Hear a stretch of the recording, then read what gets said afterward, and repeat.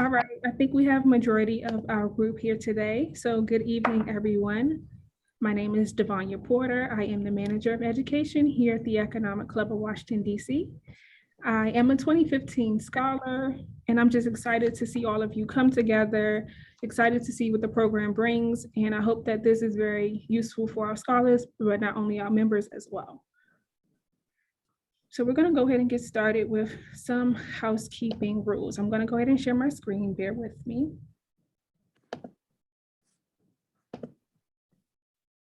Can you all see my screen? I see. No. No, not yet. Oh, now we go. Now we've got it. Now we can. Awesome. Thank you so much. All right. So as you all know, we will have a panel discussion in the beginning. So while the presenters are speaking, please continue to keep yourselves muted to avoid any unnecessary background noises. If you have any questions at any time, feel free to use the chat box and use the raise your hand feature. We will transition to breakout rooms following the panel discussion. And please do not click leave breakout room. We will automatically transition you and let you know when it's appropriate for you to come back to the main room. If you have any technical difficulties at any time and have to log off and come back in, we'll be happy to replace you back into your breakout room so you don't have to worry about that. In addition, scholars, we do ask that you turn your cameras on for the duration of the program while you are in the breakout rooms to give our members the respect and attention that we hope that you will give today. And without further ado, we're going to go ahead and get the program started. I have the pleasure of introducing Alexis White. Alexis White is a 2013 Economic Club Scholarship recipient. She is currently the Senior Technology Analyst at Accenture Federal Services. She helped create and now maintains the computerized systems for US government clients. She has a bachelor's degree in English from the University of Maryland, College Park, which she received in 2017. She participated in the inaugural year of the Economic Club's summer internship program, and she runs her own resume and career service business, helping over 100 people of color navigate interviewing and onboarding processes in their companies. So welcome, Alexis. Thank you so much for agreeing to moderate tonight's event. And I'm going to turn it over to you, Alexis.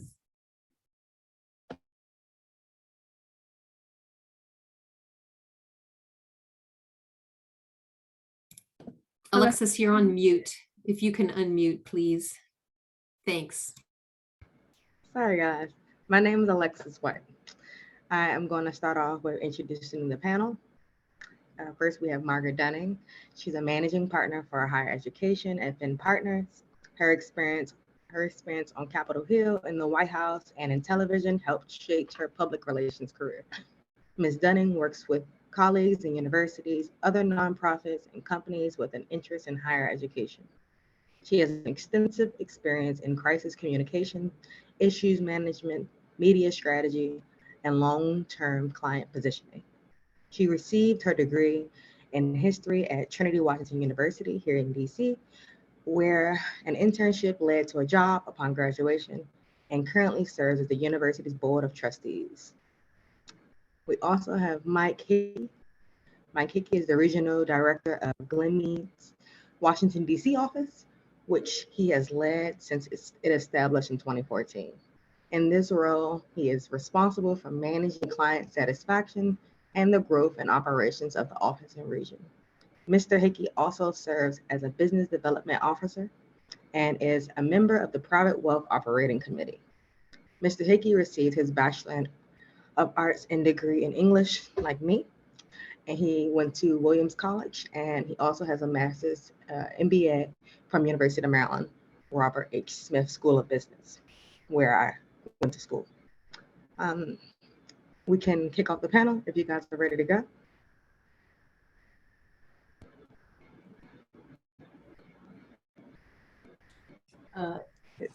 Everyone I'm good? happy to I mean, you have my bio. It's great to be with you. I have served on the board of trustees of the Economic Club. I've now on the education committee of the Economic Club and have been with this wonderful program since it was launched. So I'm thrilled to be here. And I, as you saw, I attended college in Washington, which was a really fortunate thing for me. It was a very long time ago, however, so internships were a new concept, and they were all unpaid, and credit was mixed. We may or may not have gotten credit. It wasn't consistent then. And one of my internships was very underwhelming. It was a small nonprofit. The people had really no time to guide me at all. They couldn't even spend a half hour to an hour to say, I need you to do this project. So my lesson from that was to ask more questions. So be sure to ask what the expectations are and have a game plan before you go into it. Another internship, which was in the spring of my senior year, turned into a full-time job post-graduation, which was terrific. And I was fortunate to have a wonderful boss who provided me lots of guidance, assigned me a project around which I could shine. And my lesson from that was to listen, learn, adapt quickly to whatever is needed, and make sure you try to identify a good mentor. So I'll introduce myself quickly, Alexis. Yeah, so thanks very much for the introduction. Great to have the English major in common, and the University of Maryland as well. And Margaret, it's great to be on a panel with you. And Devanya, thanks very much for asking. So first, it's great to see Sarah. It's great to see you. Kiara, it's great to see you. Matt, Andriana, it's great to see you guys. So I'm very, very happy to be here. And Alexis, happy to answer any questions that y'all might have. Okay. So I'm gonna, each one of my questions, I would like both of you guys to answer. It doesn't matter which order, but as much feedback as you can give me on the questions would be the best for the students. So I'm gonna start out with, in your opinion, what can scholars do better or do more of to become a competitive candidate in the job market right now? Well, writing skills to me are always key. So to the extent you can take advantage of your educations and really work on your writing skills. I think when you're starting to apply for an internship, you have to research the organization. So check the website, check its leadership, check whether it's been in the news of late, and then weave in your research in your application letter that you found X or Y interesting, and in fact, there's synergy with what you're interested in doing. Always write a thank you note soon after the interview. Ideally, highlight some of the things that you enjoyed during the conversation, or if you feel like you didn't say something that you should have, try to weave that into your thank you note, and just try to highlight in some way how interested you were, and using some language that the folks that you interned with, you spoke with, had to share. Michael. Yeah, Alexis. So I would really echo Margaret what you said there. Yeah, the writing skills are very differentiating, and I think they're very important. A handwritten note is always fantastic, after an interview. And I would say keep doing what you're doing. So you guys all have, I've had the pleasure of looking at a lot of resumes, and you all have very impressive backgrounds, very impressive track records. So keep doing exactly what you're doing. When it comes to if you have the opportunity to interview, again, I would echo what Margaret said, which is make sure you have knowledge of the company that you're interviewing for, right? So do you know what the company does? Does that company have different departments? Are you interviewing for a specific department? What does that department do? And then, on a more broader sense, do you know the history of the firm? Who is the founder of the firm? What are the firm's values? A good candidate, when people are able to answer those questions, like, sometimes I'll get through an interview and then I'll say, man, I really like this candidate. I hope they know who our founders are, right? And then I'll ask that question. If they get it right, yes, so that's something important. I got great advice once from a economic club member and a former colleague of mine, and actually I see Jordan Forney, a guy named Joe Burdecki, who's just a great guy. And he said, you always want to leave every meeting, you want to be memorable. And I thought that was great advice, right? So you don't want to just kind of go into the gray, right? Make sure you're memorable. Thanks. Before going to the next question, I got 2 more things to add in addition to all these great things they talked about. Number 1, be consistent. So after the thank you note, a lot of candidates, they didn't get the job and they just disappear. I've literally gotten an offer from a person that I stay consistent with. Every 2-3 months, I send a follow-up. Hey, how are you doing? I don't make it always about the job. I'll check on their children if I know they have kids. I'll ask them about sports. I make it very casual because I want them to think of me if something comes up. Because if you're just a person that pops up every 1-2 years, if an opportunity presents itself tomorrow or a week from now, you won't be the person that's first in their memory. Number 2 is, I would say, check your job boards. So University of Maryland has a huge website called Careers for Terps where all their jobs are listed. And most schools offer the same thing. I will say there are challenges to going through schools because you have to be competitive, but there's opportunities they post every day. So those are my 2 insights. We're gonna go to the next question. From your experience, what makes a good intern? Well, I have to say the basics are important. So be on time every day, meet deadlines, or explain in advance why you can't meet a deadline. Please don't tell me the morning that something is due that you couldn't get to it for whatever. It may be a very legitimate reason, but help me out here by giving me a little time to take care of whatever was due. I think I referenced earlier asking questions. You really you should have a clear understanding of what's being asked of you so that you are delivering what it is that the organization needs. Be sure to read and stay informed. Michael was talking about the importance of knowing who the founders are, but wherever you go to work, make sure you know what's happening at the company or be it a nonprofit or a for-profit, that you're staying informed.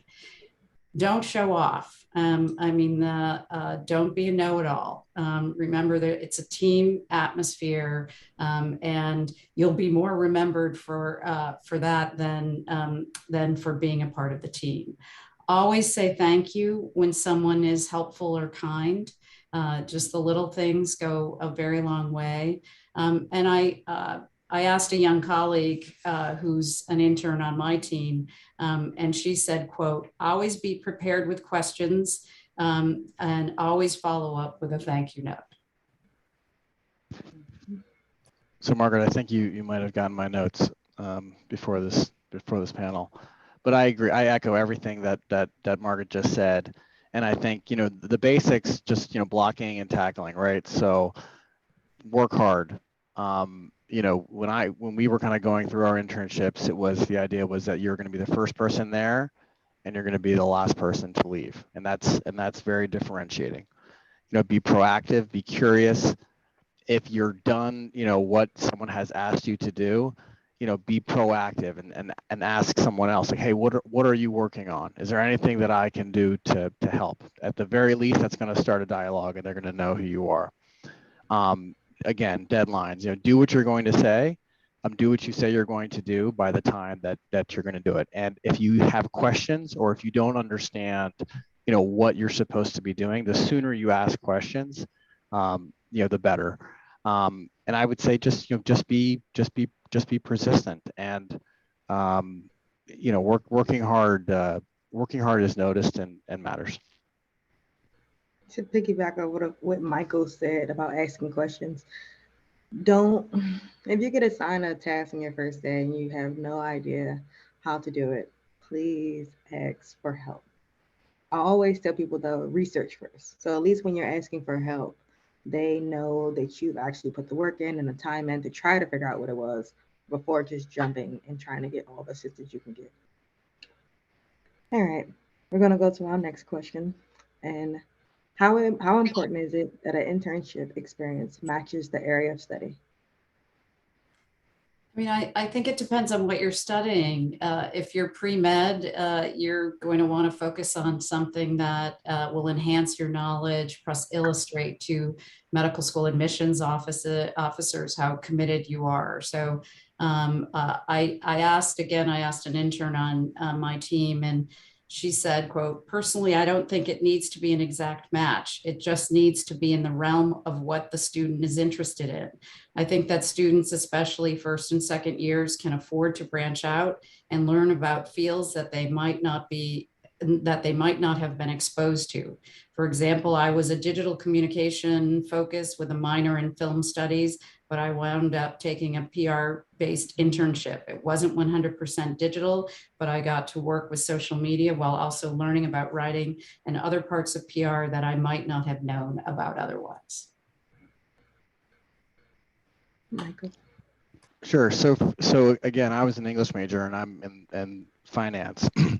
And I don't know if this is true or not, but what I used in my interviews when I was interviewing was, how many economics majors can you have? I was an English major and I bring a slightly different, academic approach to things.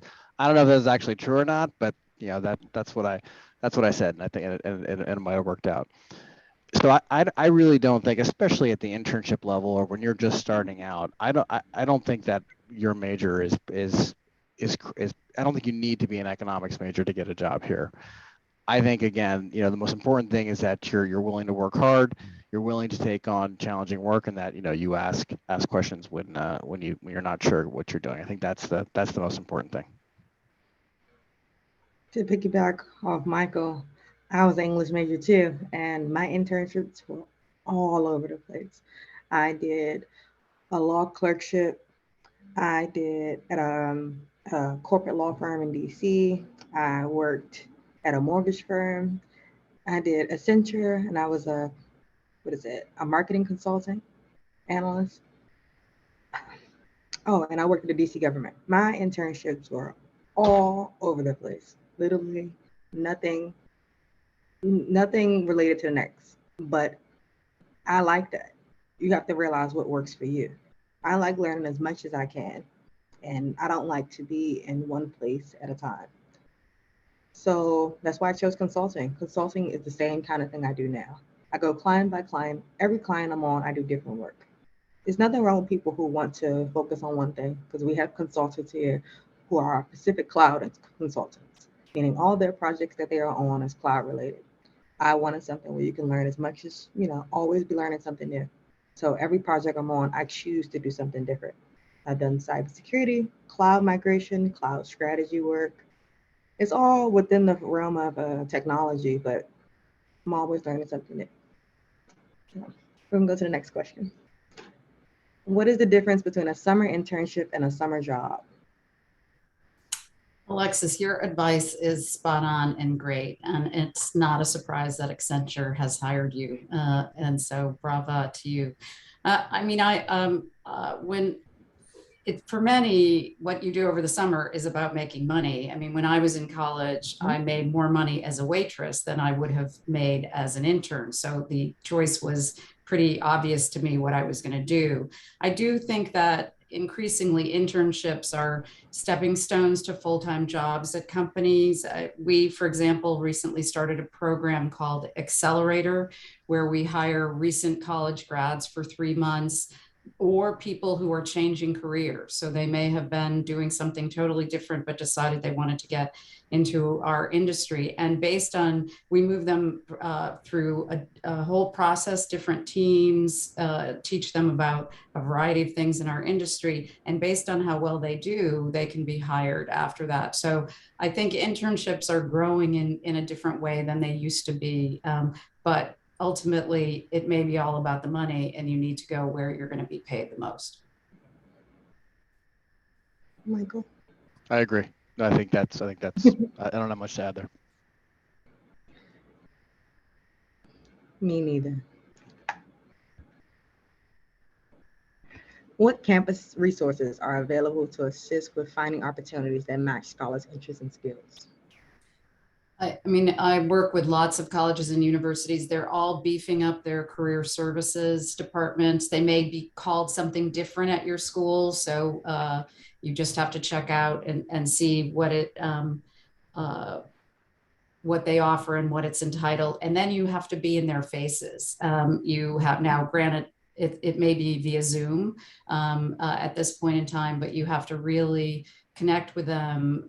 Like Alexis talked about earlier, staying in touch with somebody, you need to be staying in touch with career services so that you're more top of mind. They're often dealing with hundreds, if not thousands of students. So you have to make sure you're there. And one of my colleagues told me that her college career service center was a fantastic resource.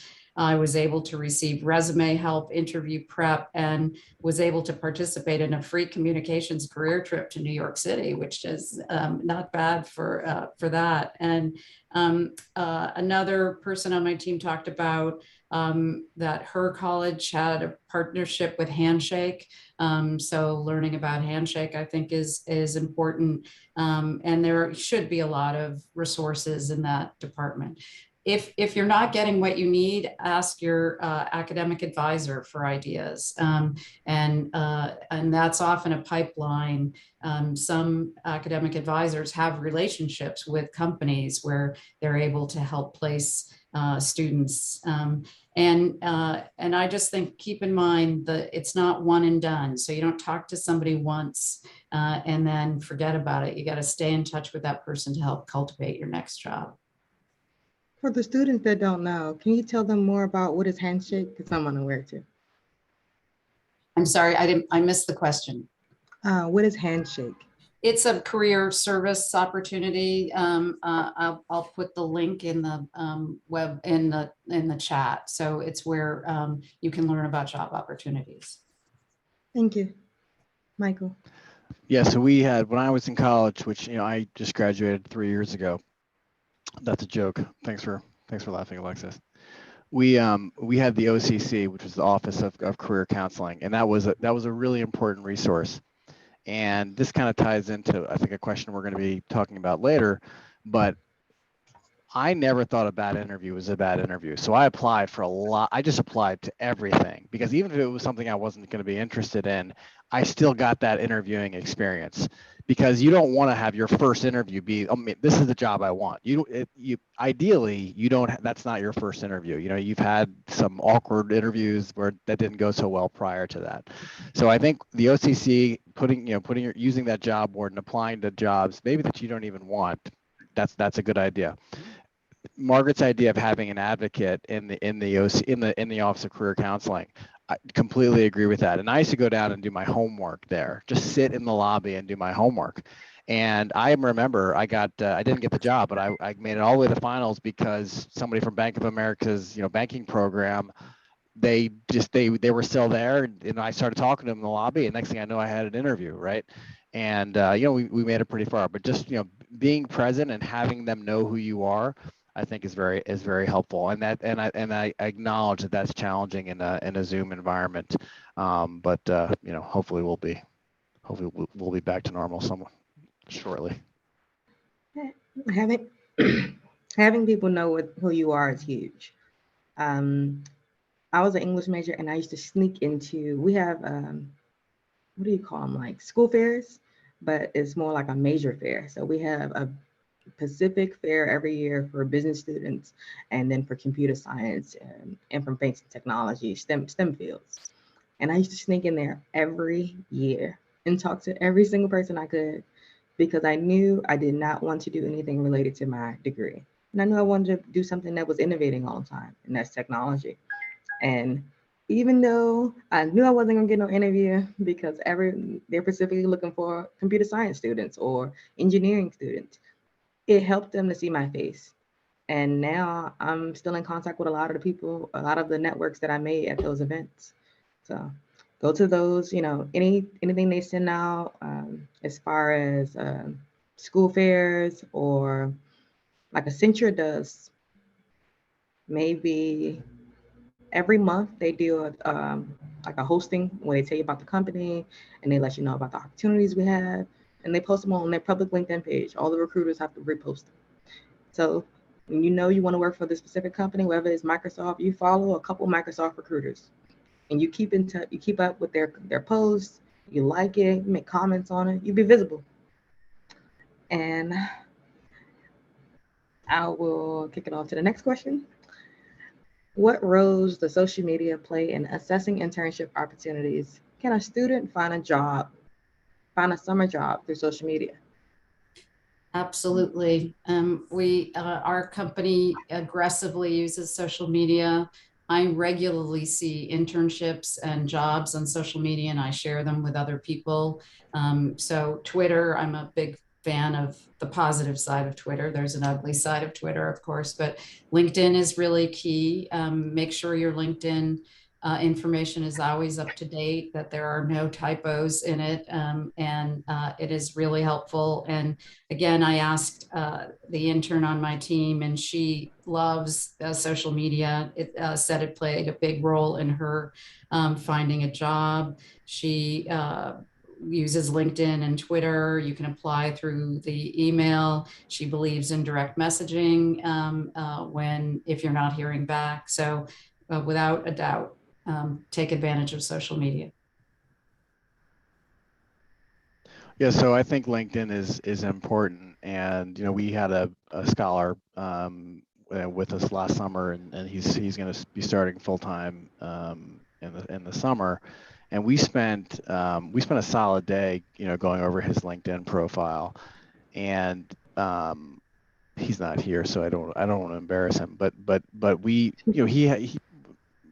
we told his past experiences were fantastic, and just from us talking, I said, well, I didn't know that, and I really like that. That's really neat, right? So we just made sure that all of his past experiences, regardless of what they were there, and that he put something that told anyone looking at his page something about him that was differentiating, and that said that he was, that he was a person that you wanted to work, to be on your team.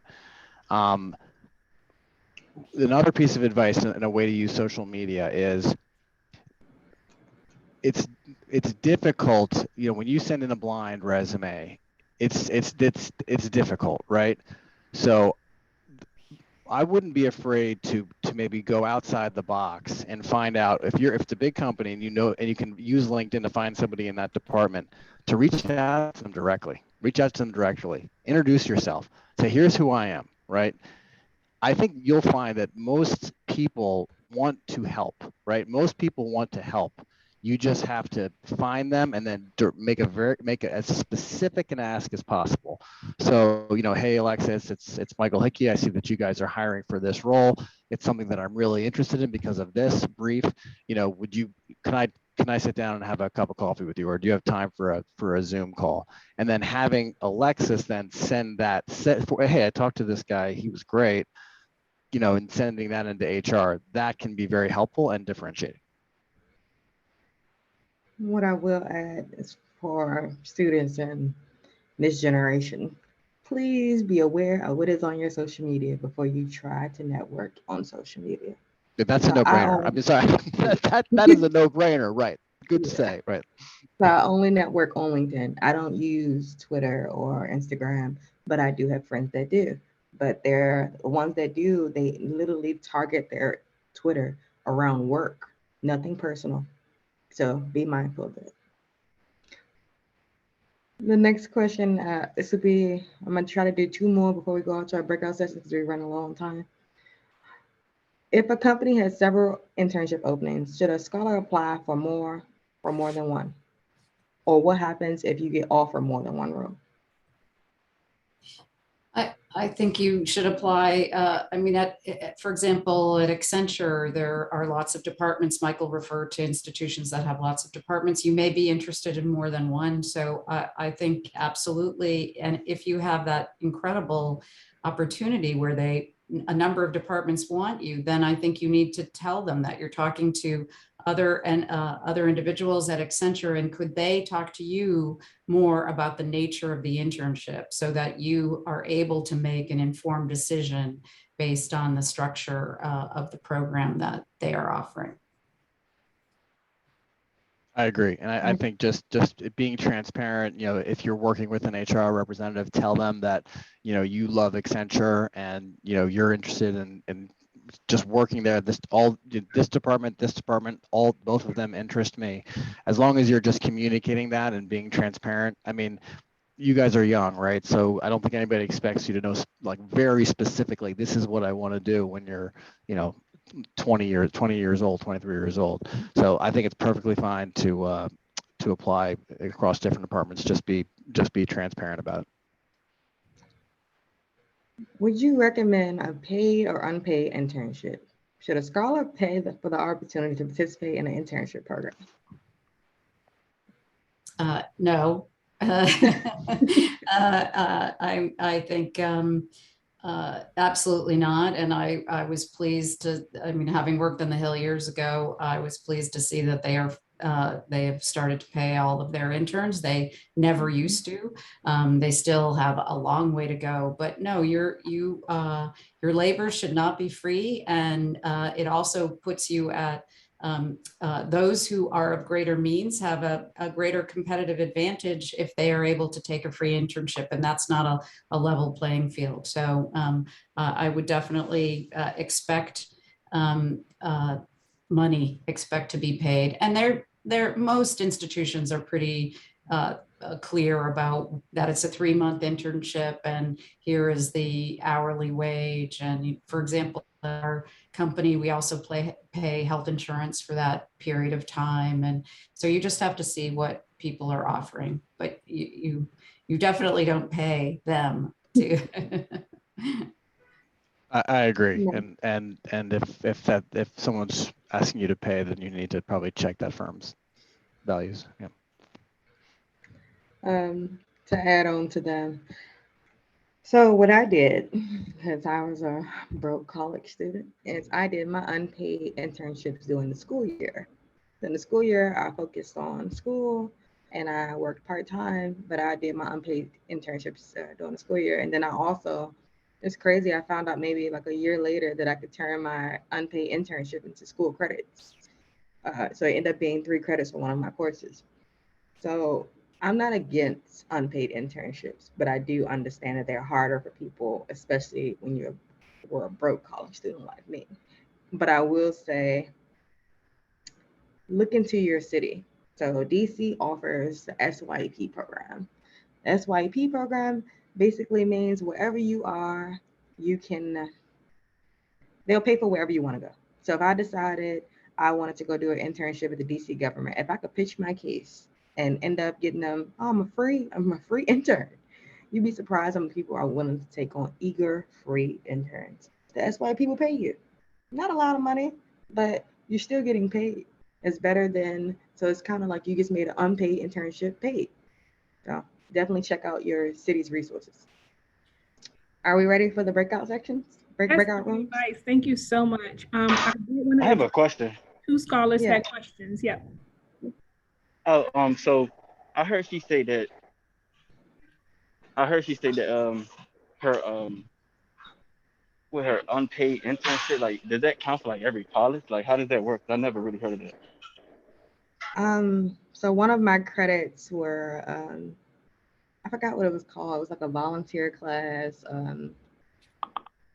It was an internship class and it was a 3 credit course. Most people do like a work study is what it would have been like, but it would have been free because you're counting towards your credits. So I got it to count for my credit. All schools have different gen eds, but Maryland has one of their general education requirements is a internship class. So instead of taking the internship class, I replaced it for the internship, the unpaid internship I already did.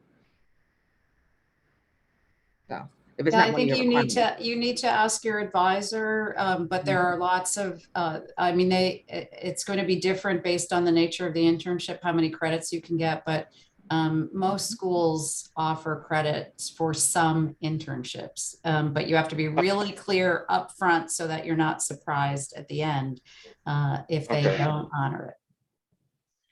Okay, thank you for the was at a information. law firm. So basically what we did is help senior citizens get Social Security. a lot of Social Security, majority of Social Security applications get denied. So we got the chance to basically most of the time when you put anything with legal documents next to it, they look twice at it. They're not going to quickly deny it. So all of our clients got approved when we went through our law firm. So I guess all the writing kind of made it substitute and why I was able to get credit for it. So yeah, she's definitely right. Make sure this is an internship that they'll take as a credit. And Kiani Bell also has a question. Evening. I came a little bit late and I don't know if you guys did introductions, but my name's Kiani. My question was for the social media part because I literally had a similar conversation with friends earlier.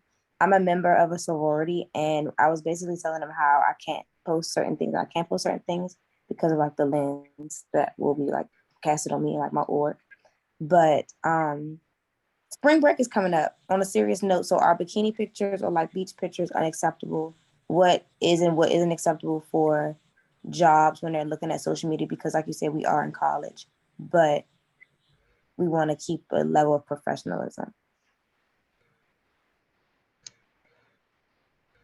Margaret or Michael, I could go first, but you can go. Well, I think you have to really use good judgment about, I mean, we've read about offers being rescinded based on hiring individuals seeing social media profiles of various students. So I think you have to really use good judgment and based on the channels that you use.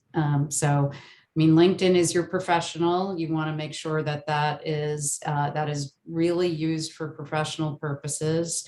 Instagram, different. I understand what you're saying, but even then, be careful about what you're posting. It's all in the public domain. Personally, I don't network through Instagram. People barely even know what I do. I maybe make a post maybe once a year about what I do on my Instagram. I stick to LinkedIn. It's all professional. Only headshots. That is it. Just keep a strict line because you do not want to hit up a recruiter or DM somebody on Instagram and they go and look at your page and see you in your bikini. There's nothing wrong with you posting your bikini, but keep the lives separate. Is my advice. I'm 45 and very, very boring. But I'm not on any social media. I'm only on LinkedIn. But you know, my spring break is at a field hockey field somewhere in, you know, Florida. It's a little bit, again, it's much more boring. So thank you all for that. We do appreciate your time. We're going to stop spotlighting you now, and we will be transitioning to breakout rooms. Okay. Members, I know I told you who you were assigned to in your breakout rooms, but we did have to make some changes on the back end. So you may see some adjustments, but please work together in facilitating your rooms. And if you need anything at any time, feel free to chat us, members only. You are able to come back to the main room to ask any questions, but scholars, we do ask that you stay in your breakout rooms. We will transition you all there and back at the appropriate time. But if you have any questions, feel free to utilize the chat and we'll see you once the breakout room session is over. Okay. All right.